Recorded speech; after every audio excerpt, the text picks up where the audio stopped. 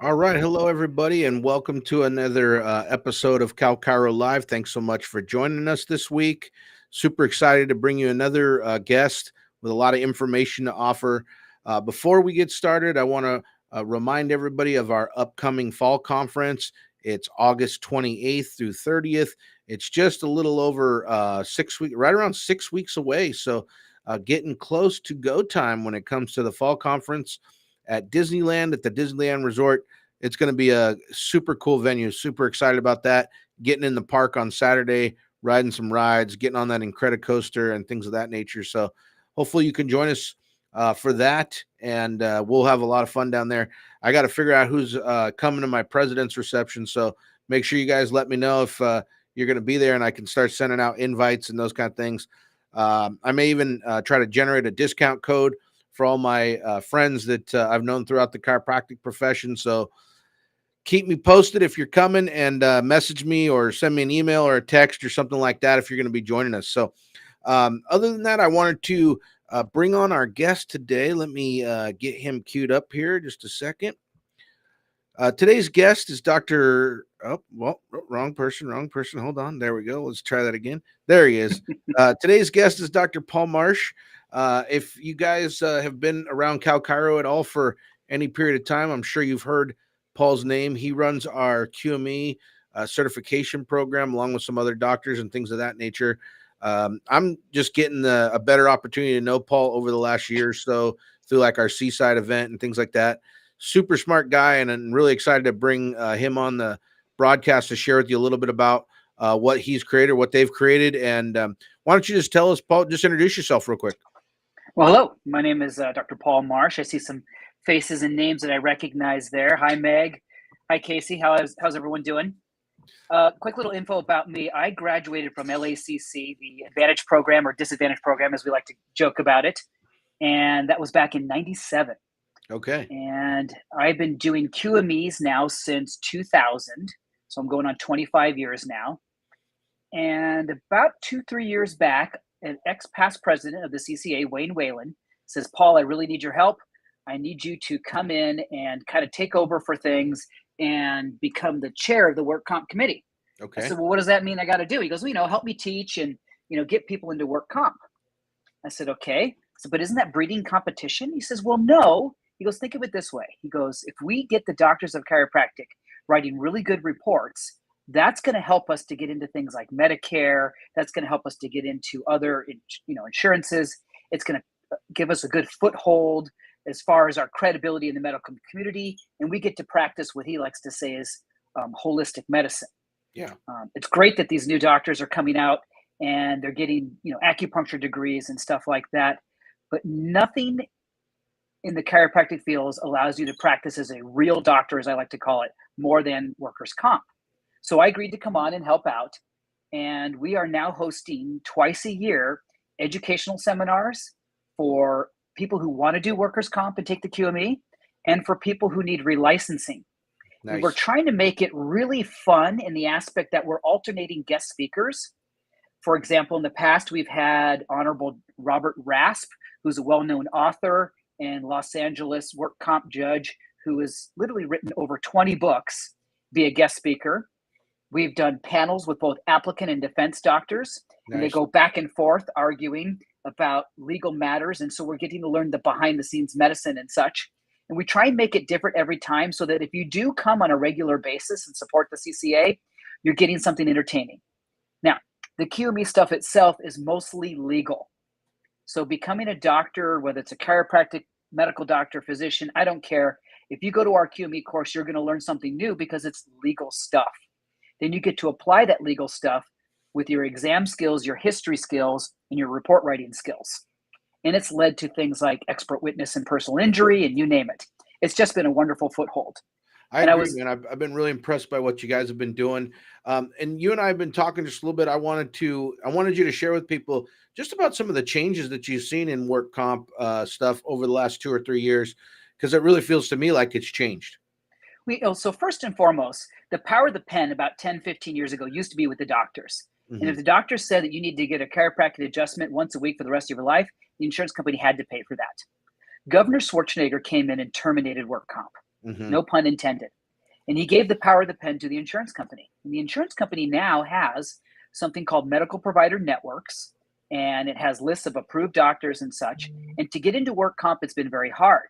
But through the help of people like Wayne Whalen, C. Sims, myself, and the California Chiropractic Association, we've made it so that access is easier. And we've done that through the QME process. People who become QMEs are now able to get onto panels, and it's going to get easier and easier because on the work comp committee, that's what we're working for, is getting you better access. We have people like Meg Spicer out there up in Northern California. We've got Casey Tucker, and we're trying to work with companies and third-party administrators so that you can get in and see more patients and get paid. Now, I'll go briefly over the differences in pay and such like that and Sure. responsibilities in a bit. But the one thing I was talking to you about earlier that I think I really want to touch on is when we came out as chiropractors, there's no jobs for us. My Yeah. wife was a physical therapist. She got to work in a hospital. She got to work on a clinic while she got her doctorate. We don't have that opportunity unless you learn workers' comp. If you learn workers' comp, there are companies looking for chiropractors. They're not the best of companies, but you got at least a foothold with a solid education and a solid job while you're building your private practice, as opposed to the chiropractor that goes out and says, I'll give you 40 to 50% of whatever you bring, and you got to Right. go do a spinal screening every weekend. These companies want you because chiropractors are the musculoskeletal experts. We speak medical language, we speak acupuncture language. We're the perfect go between, and it frees up the time of the surgeons to do surgery, the pain management doctors to do injections. And I so think that's you a have great point. opportunities here. Yeah, I think that's a great point, because I try to do all I can to, help new graduates and new practitioners be successful. And like you said, it provides a level of infrastructure that we really lack for in the chiropractic profession. And so I think it's been interesting to see kind of that swing or things swing back, a little bit more throughout my time in chiropractic. So why don't you share with us, Jen, just a little bit about the work comp model and how you approach it and reimbursement and that kind of stuff, okay? Sure thing. So 20 years ago, we'd have to take a 44-hour course because we weren't medical doctors. And now that course has gone down to 25 hours, 13 of which are in person. Now, there's about a 50% pass rate. It's a tough course. It's all legal and report writing.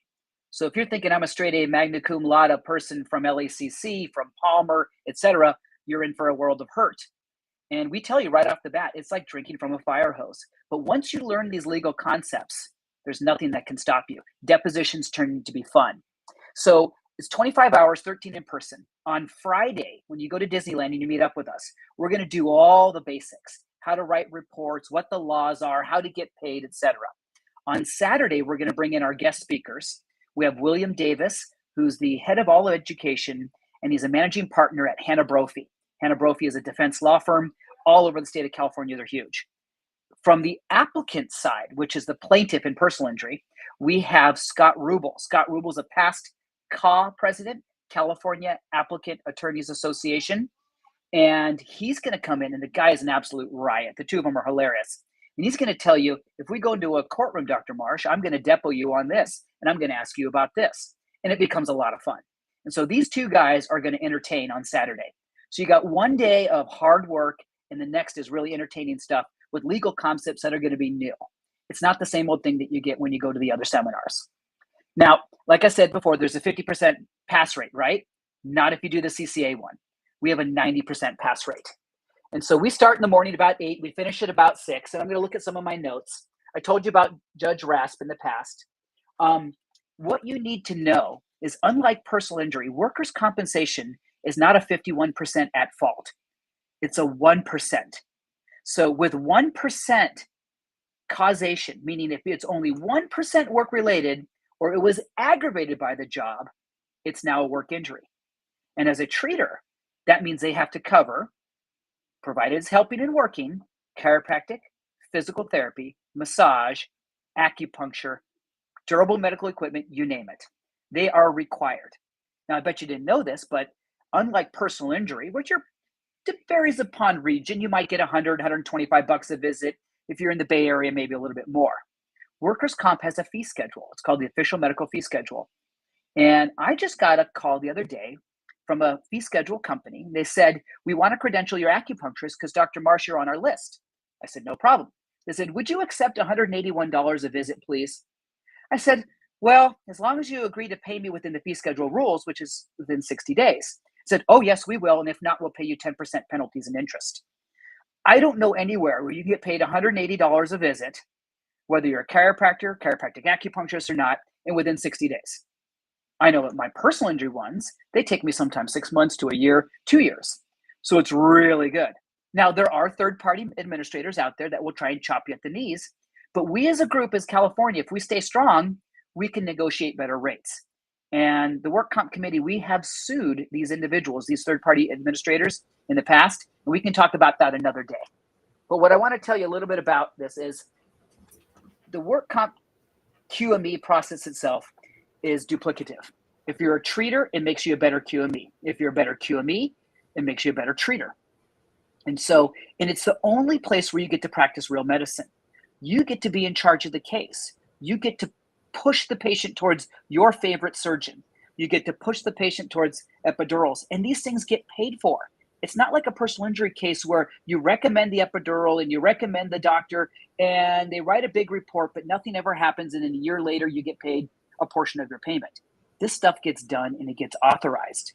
And the better at report writing you are, the faster it gets authorized, the better your reputation gets, and the more people view you as a real doctor. And so with that in mind, I kind of wanted to talk about, we talked a little bit about what the system itself is, the 1% rule, right? And there's different players in the system. There's employers, there's nurse case managers, there's doctors, there's psychologists, and it boosts your referral sources from all different angles. So the other day I got a referral from a neurologist. He's thinking, gosh, this guy, he sent him over for massage therapy. And then I get referrals from nurse case managers. And so it really has made my practice more robust and more holistic in that aspect. We go over a lot of different legal concepts in the course, things like causation. Was it a cause of the accident or was it exacerbated by the accident? What's an injury? How disabled they are, called impairment. How much of the injury was from this or from their pre-existing condition, et cetera, right? And then we talk about concepts such as case law. And it's really quite interesting.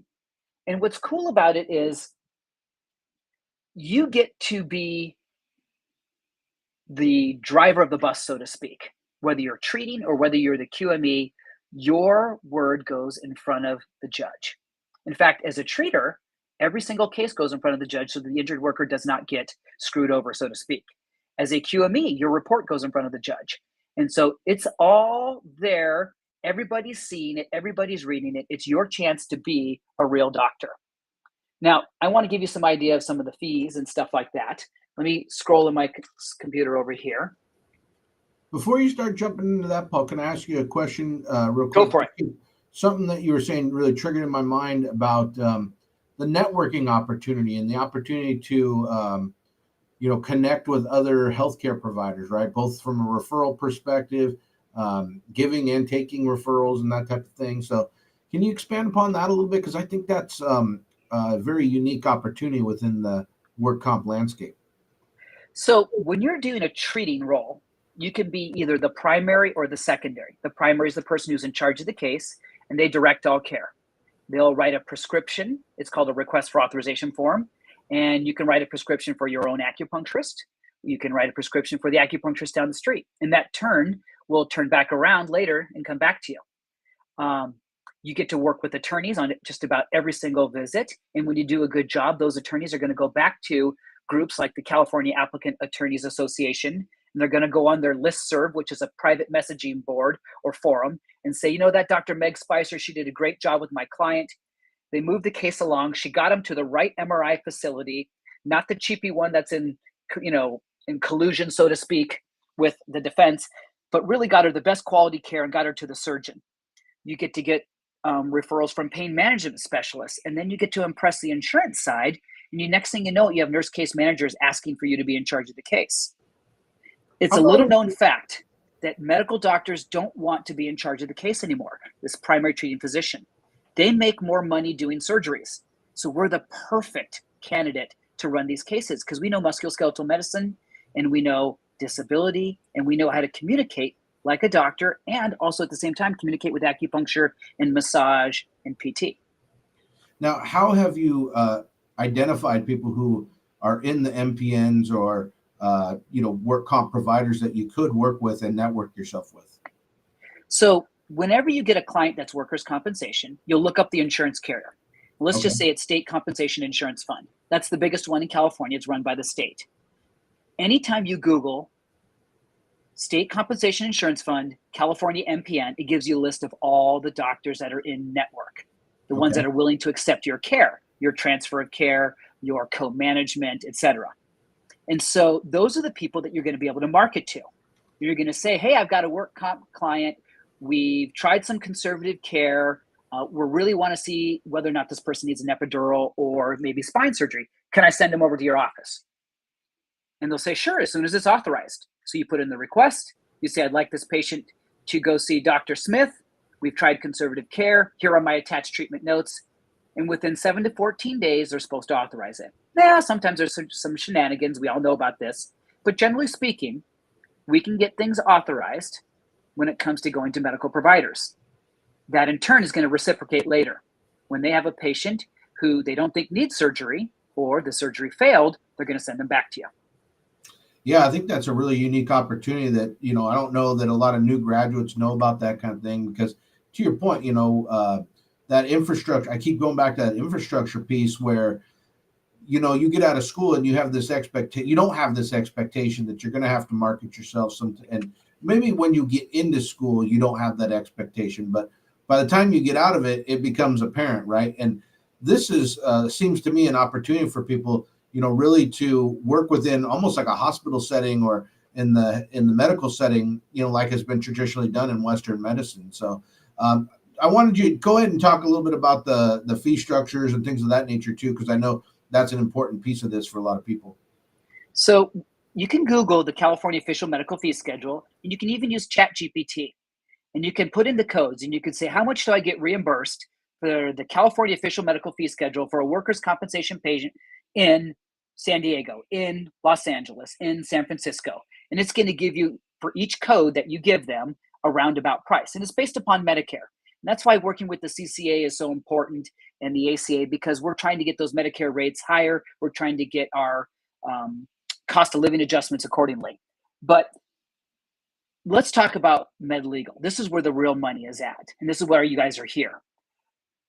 You get showed whether they get paid whether they show up or not. I'll give you an example. Let's say you're going to go into Fresno and you have 3 QMEs.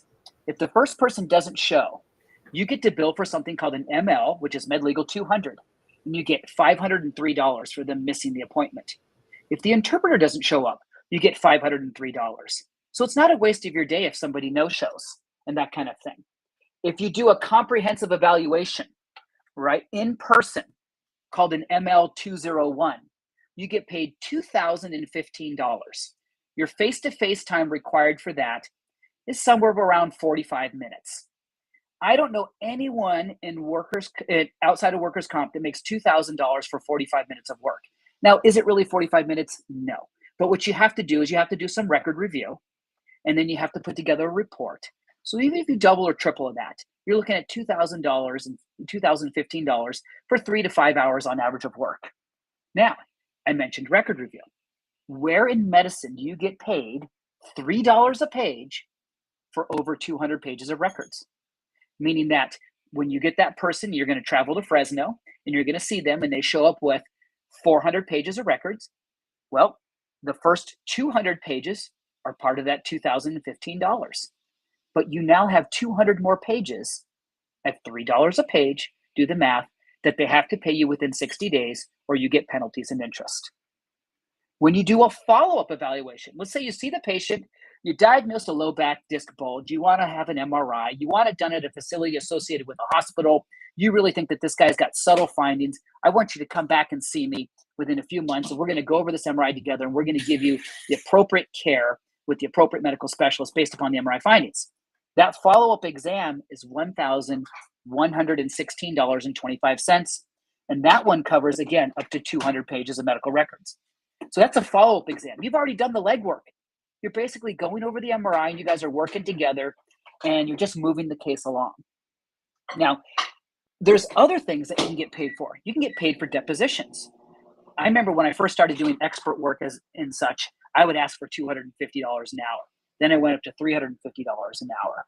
Well, if you look at workers' compensation, we have our own rates as well. And so if you look at deposition fees, let's see here. It's about $455 an hour.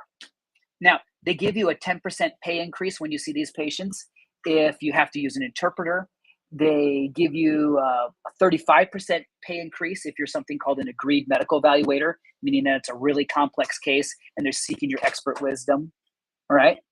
And let's see here. And some of the other stuff doesn't really apply to us.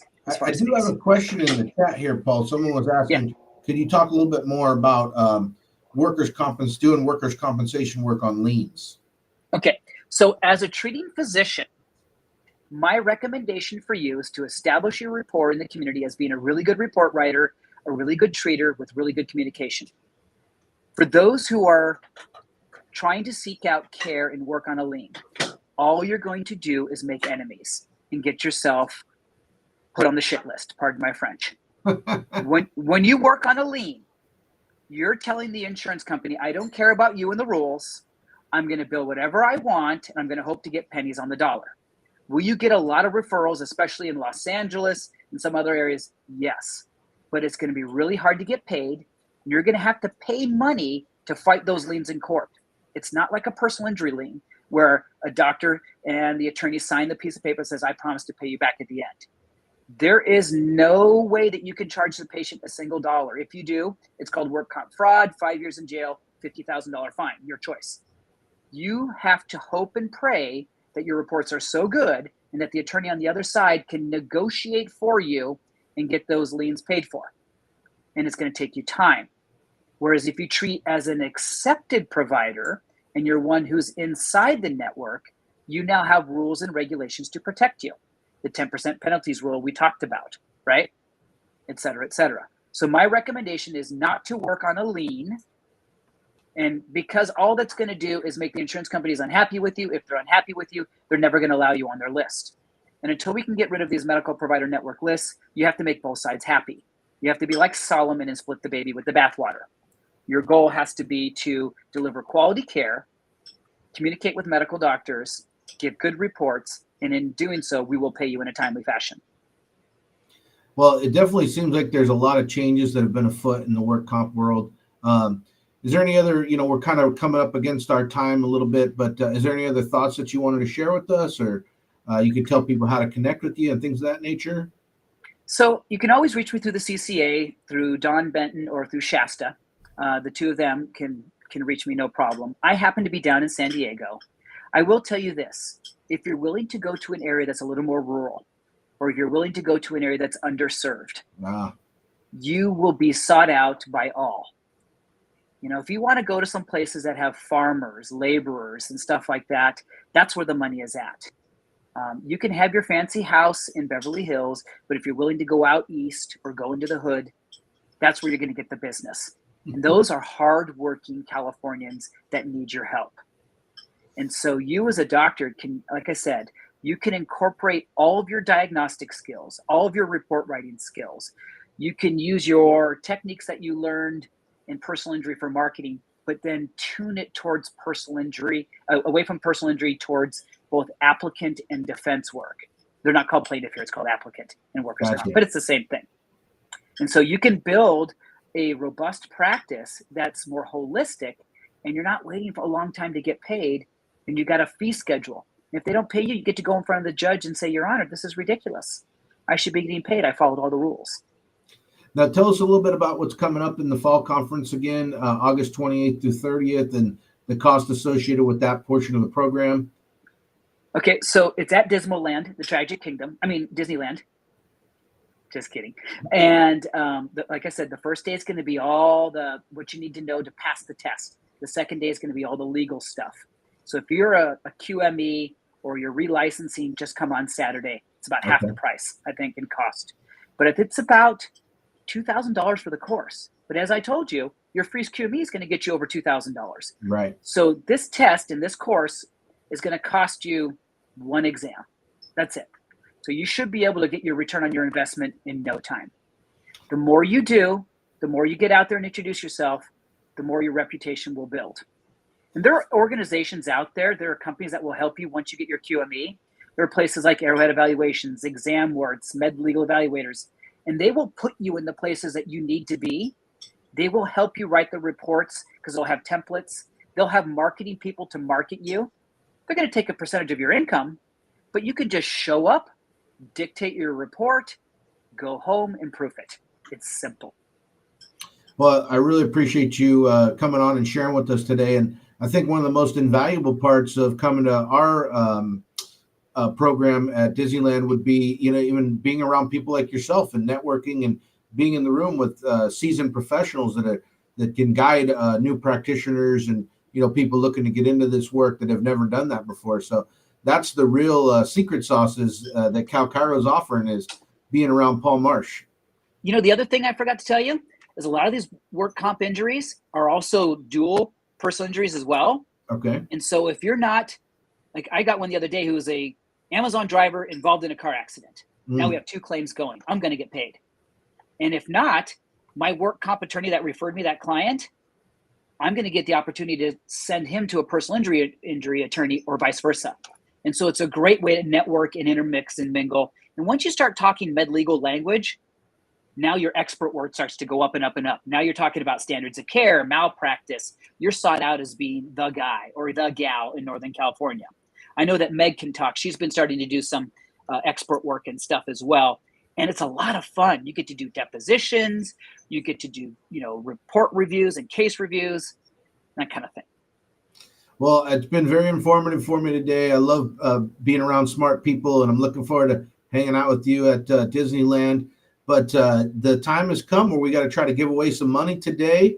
So if you want to let your friends know, we're going to bring up the wheel here. Hopefully you can stay on with us as we spin the wheel a few times.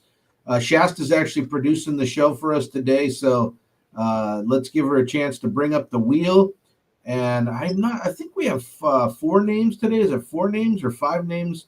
Usually they let me know in the chat and they help keep track of everything for me. But let's do our first name for today.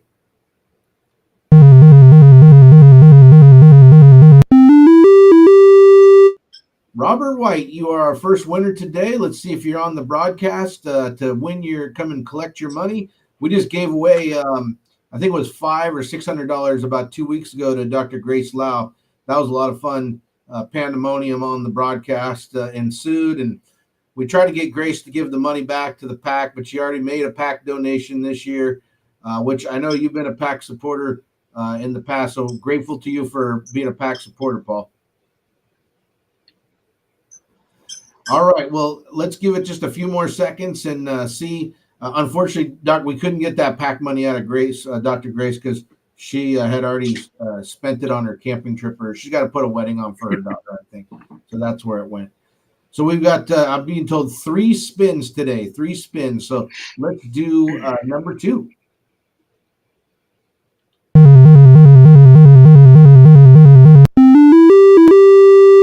Kiana Valenzuela, you are our second winner today. Let's see if you're here to collect your. Oh, there's Grace. She's here to collect her money again. I'm glad she deserves it. So let's see if Kiana's here to collect the money for us. But any other things to share with us, Paul, before we sign off today? The best thing about going to Disneyland is you can bring your family. Yeah.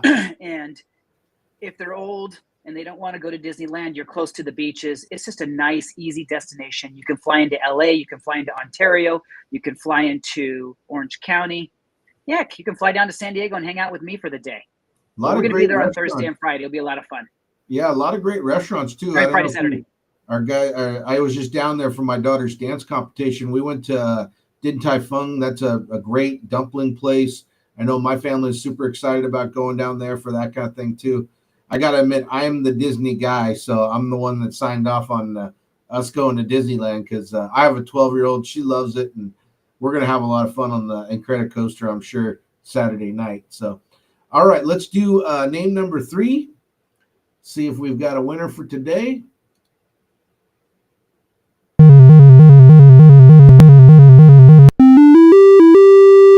Midori Griffin, you are our third winner. Let's see if you're here to collect your prize. I know I've become a Disney dork, Paul, in my older years with the 12-year-old daughter. I love going into the park and riding rides with Abby, and I find all the crazy food things that they have. We found birria tacos last time when we were there, which were just amazing. That was something that didn't expect at Disneyland. So if you like birria tacos, I got the place for you. I can tell you where to meet up. We can. That's a fun time. So, all right. Have that California Adventure, and then that whole food area right outside there, Disney Walk or something like that. And I mean, you just got everything in the world. It's a mecca. That's where the birria tacos are, is right in the little food area right there. So lots of fun. But I still am a sucker for the Dole Whip in the Polynesian or right around Adventureland and that kind of thing. So got to get. So I plan on taking the train up. I don't know if you guys have ever tried this. This is a lot of fun. I live in San Diego, so I'm going to take the train up. It goes right along the coast, drops you off right there next to Disneyland. But you could come down from Northern California. You would hit the hub in LA and then take the train to Anaheim. What a fun train trip. It takes about the same time from San Diego because we don't have to stop for traffic. But coming down, it's not as fast as a flight, but you get a chance to see California in an entirely different way. You may want to think about the Amtrak. It'd be kind of fun.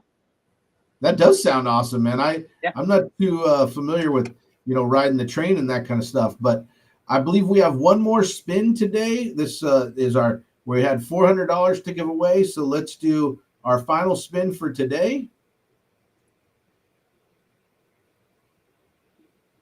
Oh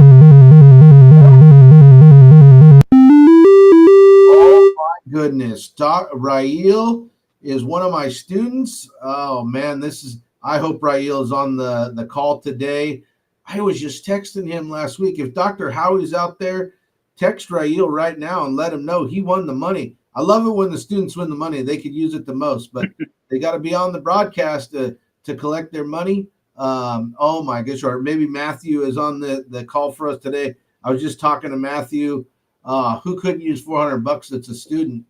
But also I got to give Rael and the Life West students a lot of just grateful to them for all the work that they've been doing to help us reach out to people on the key doctor level. We've got a lot of legislative work to do in the upcoming the last 6 months regarding our animal chiropractic stuff. I know you've come to Legislative Day quite a bit and that kind of thing. And so all the students are being super helpful with that as well. So looking forward to a lot of fun times to come. So, well, it doesn't look like Rael is here today, but thanks again, Paul, for being on with us. Really appreciate you informing us, and look forward to seeing you in a few months. Sounds great. All right, everybody, take care. Thanks for joining us, and we will see you next week.